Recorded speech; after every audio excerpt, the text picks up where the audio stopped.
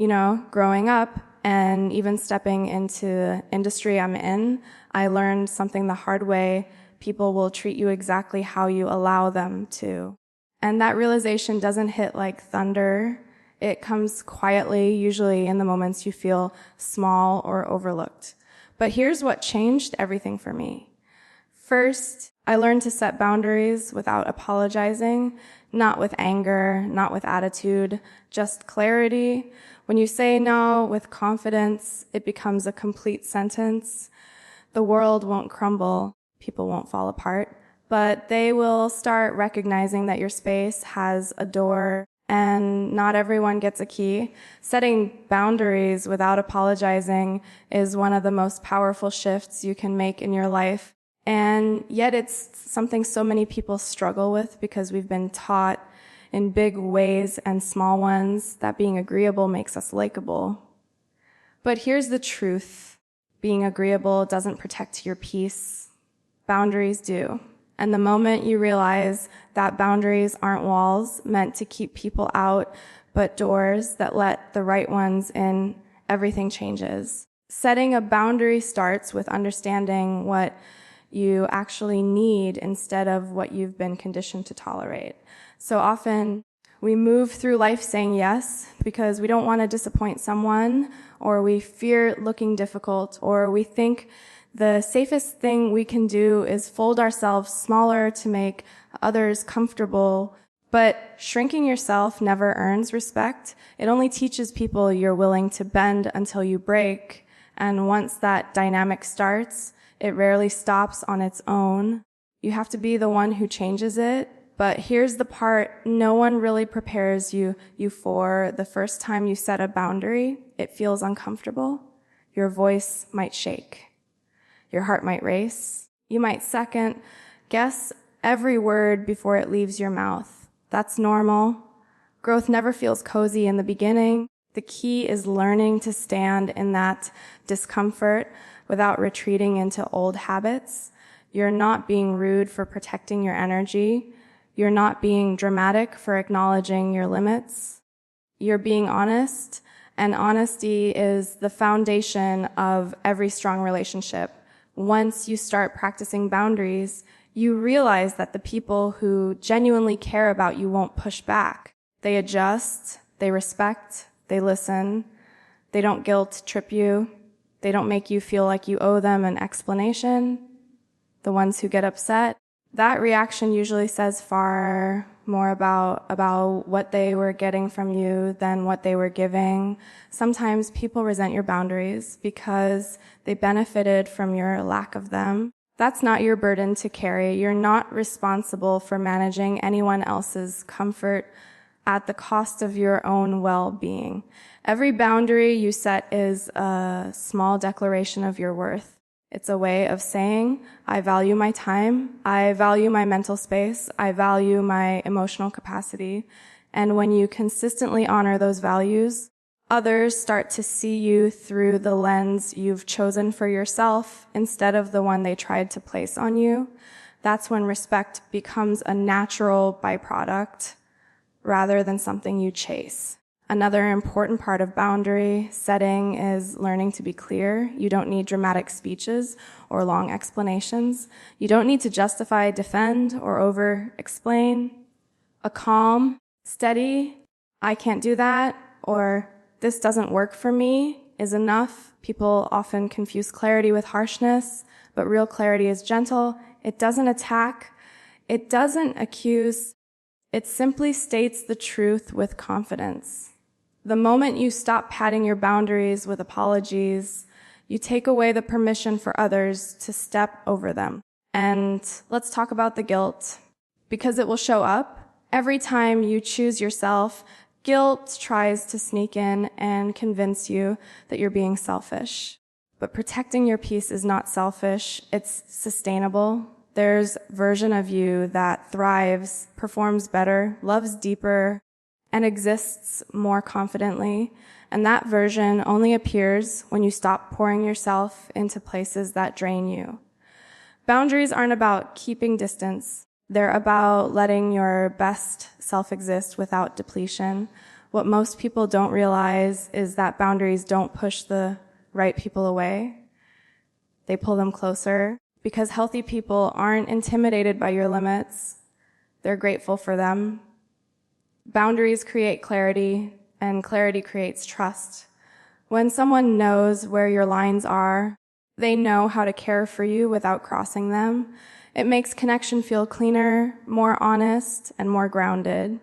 In the end, setting boundaries without apologizing is an act of self-respect. It's choosing your sanity over approval, your truth over pressure, your peace over pleasing.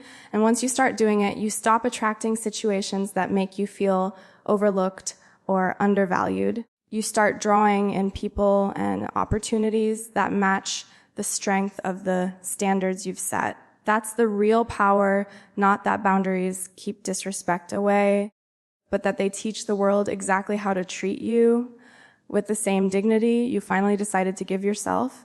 Standing firm in your worth is one of those lessons life teaches you slowly, almost quietly, until one day it becomes impossible to ignore.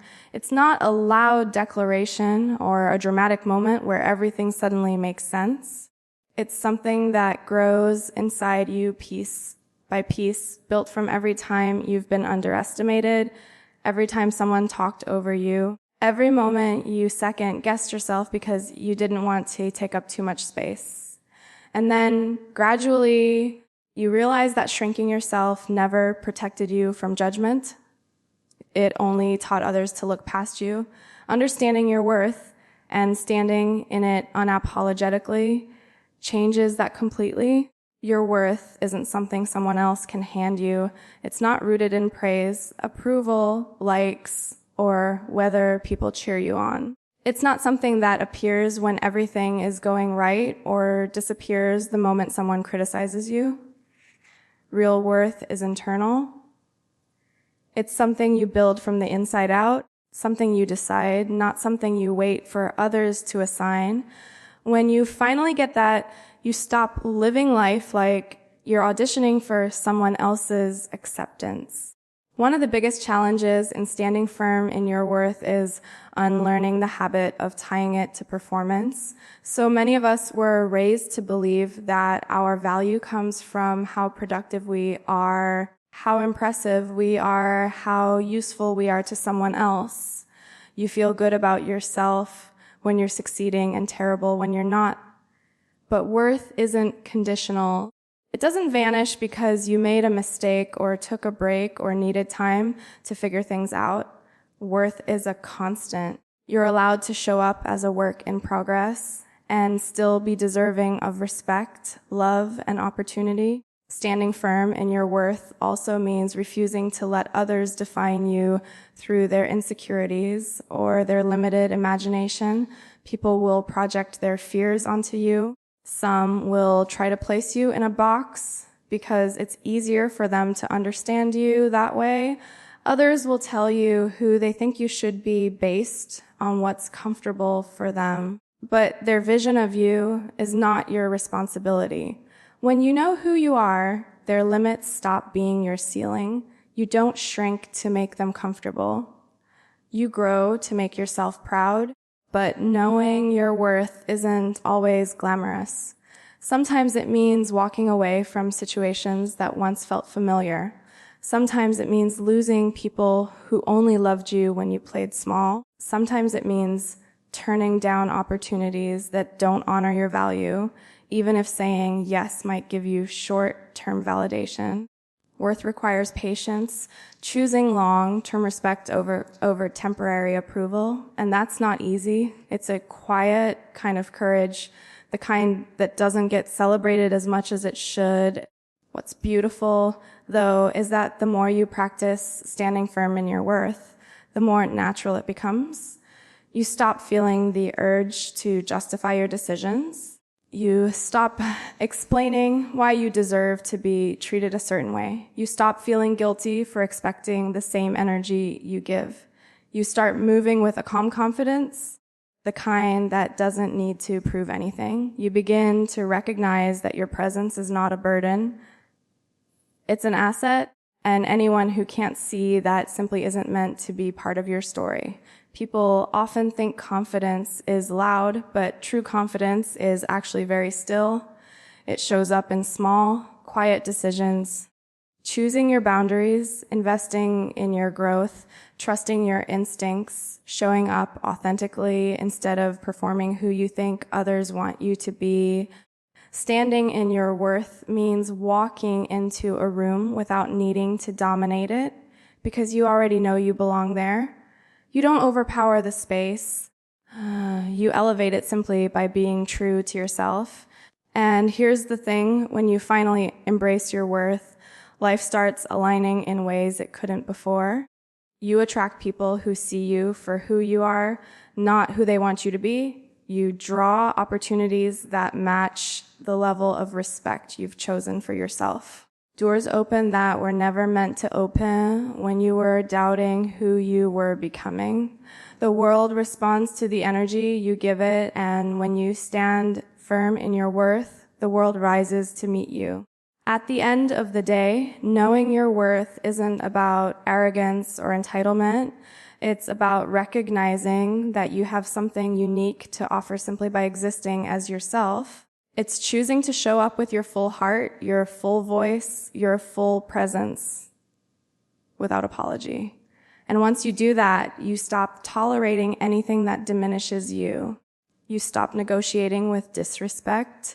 You stop accepting crumbs when you know you deserve the whole table. Because when you finally decide your worth is non-negotiable, the world learns to treat you as someone who is impossible to overlook. Let your actions speak louder than your insecurities. It sounds like a simple idea, but living it out is a whole different story. We all have insecurities, even the people who look the most put together from the outside. Insecurities whisper things in your ear that aren't true. They try to convince you're not ready, not talented enough, not interesting enough, not brave enough. They tell you to wait, to hold back, to fix yourself before you dare to show the world who you are. But here's the truth. Nothing silences insecurity more powerfully than taking action anyway. The moment you stop letting your doubts dictate your decisions, you take back control of your life. A lot of people think confidence is something you magically acquire and then you start doing big, bold things. But it rarely works that way. Action creates confidence, not the other way around.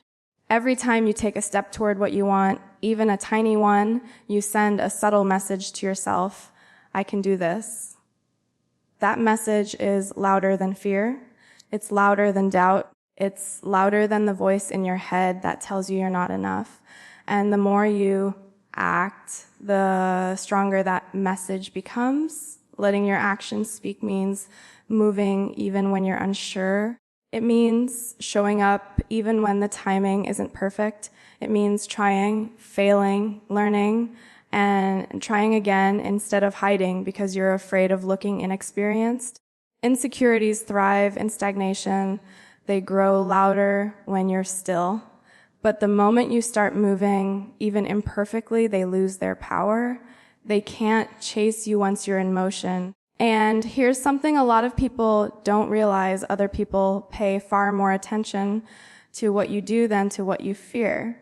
You might be terrified on the inside, but no one sees that unless you let it paralyze you. What they notice is your effort, your consistency, your dedication, your willingness to keep showing up. Actions build reputation. They build respect. They build trust, not just with others, but with yourself. When you focus on action over insecurity, you stop getting trapped in overthinking. Overthinking tells you to rehearse outcomes that haven't happened and possibly never will. It convinces you that every decision is make or break.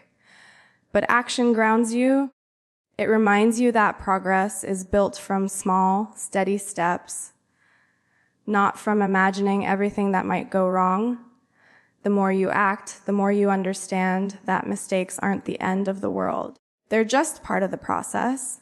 And the more you grow, the more you realize those mistakes were essential, even valuable. Another powerful part of this mindset is learning to trust your own work. Sometimes insecurity doesn't come from lack of ability. It comes from being scared to let others see the real effort you're putting in. You worry you'll be judged. You worry you'll fall short. But you can't be respected for work you never show. You can't be recognized for steps you never take. You can't build a life you're proud of if you're always hiding behind, "I am not ready yet." Readiness is built in the doing, not in the waiting. Letting your actions lead also protects you from the opinions of others. People will always have something to say, whether you do too little or too much, whether you play it safe or take risks. But actions give you a shield. When you're focused on your path, your growth, your progress, other people's chatter becomes background noise. The work you put in speaks for you in ways insecurity never could. It shows commitment, it shows discipline, it shows courage, and courage is far more impressive than perfection. One of the most beautiful things about choosing action over fear is that it inspires others too. People see someone who isn't perfect but still tries. Someone who isn't fearless but keeps moving. Someone who isn't pretending to have it all together but still shows up anyway. That kind of authenticity has a ripple effect. It gives others permission to stop waiting until they feel worthy and start acting like they already are. In the end, letting your actions speak louder than your insecurities isn't about pretending you're not scared. It's about choosing something bigger than fear. Your goals, your values, your future, your growth. Every action you take becomes a quiet declaration. I believe in where I'm going. And once you build a pattern of consistent action, people stop focusing on the moments you doubt yourself and start paying attention to the momentum you've created. Your insecurities will never fully disappear, but they don't have to run the show. They can ride in the back seat while your actions steer, because when your actions are strong, steady, and intentional, they create a reputation that insecurity can't touch. And soon enough, you start to realize that the version of you who kept going, even with all the doubt, was the strongest version of you all along. Choosing environments that choose you back is one of the most transformative decisions you can make for your emotional well-being, your growth, and your sense of identity. It's something that often takes a long time to understand because for so much of life, we're taught to adapt, adjust, compromise, and squeeze ourselves into places where we think we're supposed to belong. But when you're constantly trying to force yourself into environments that don't recognize your value, you spend more time proving yourself than becoming yourself. And nothing drains your energy more than that. The spaces you spend time in shape you more than most people realize.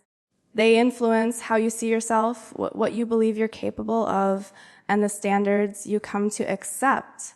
When you're in a room where your voice feels ignored, you start doubting your voice. When you surround yourself with people who only celebrate you when you're useful to them, you start believing your worth is conditional. When you stay in environments that pull from you more than they pour into you, you lose confidence without even noticing it. You deserve more than that. And deep down, you know it. Choosing environments that choose you back means understanding that not every space deserves access to you. Not every relationship deserves your time. Not every opportunity deserves your effort. And not every room is meant for your growth. It's not about being exclusive or thinking you're above anyone. It's about recognizing that alignment matters. Energy matters. Support matters. You don't thrive where you're only tolerated. You thrive where you're genuinely welcomed. One of the hardest parts of this lesson is realizing when a space no longer fits you. Sometimes you outgrow people who once felt like home.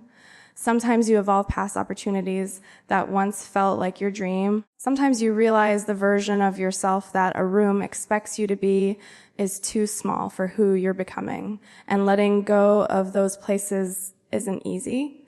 There's nostalgia, fear, attachment, and the quiet worry that leaving means losing. But staying somewhere that doesn't support your growth means losing something even greater, yourself. When you choose environments that choose you back, you start noticing the difference immediately. You feel lighter. Your ideas are heard instead of dismissed. Your presence is appreciated instead of taken for granted. People celebrate your strengths instead of resenting them. You feel like you can exhale instead of tiptoe. Support doesn't feel like a performance.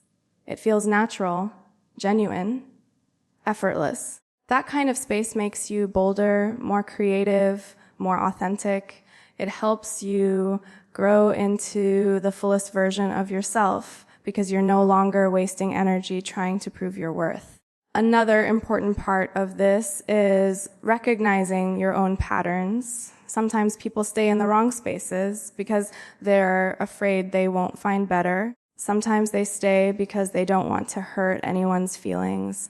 Sometimes they stay because they confuse comfort with compatibility, but comfort can trap you just as much as fear can. You don't become your strongest self in places that keep you small. You become your strongest self in places that challenge you, support you, respect you, and want more for you, not more from you. Choosing environments that choose you back also means learning to trust your inner signals. If you constantly leave a space feeling drained, diminished, or unseen, something isn't right. If you constantly feel like you have to earn your place, something isn't aligned. If you constantly feel like your dreams are too much, you're in the wrong room. The right environment won't make you feel like you're asking for too much just by being who you are. The right environment will reflect back your potential, not your fears.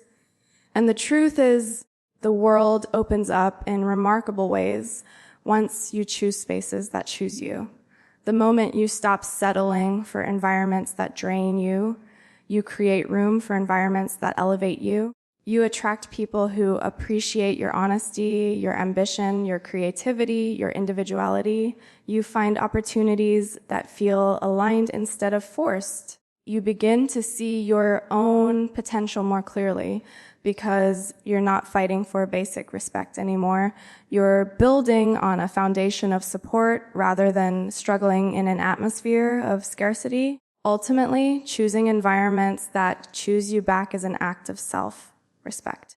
It's a quiet declaration, and you're done chasing validation and ready to claim spaces where you're valued naturally, where you're not just seen, but understood, where you're not just present, but welcome, where you don't have to dim your light because the people around you want you to shine. And once you experience that kind of space, you realize you never want to go back to the kind of environments that only tolerated you. You realize that the support, the connection, the mutual respect is what you always deserved.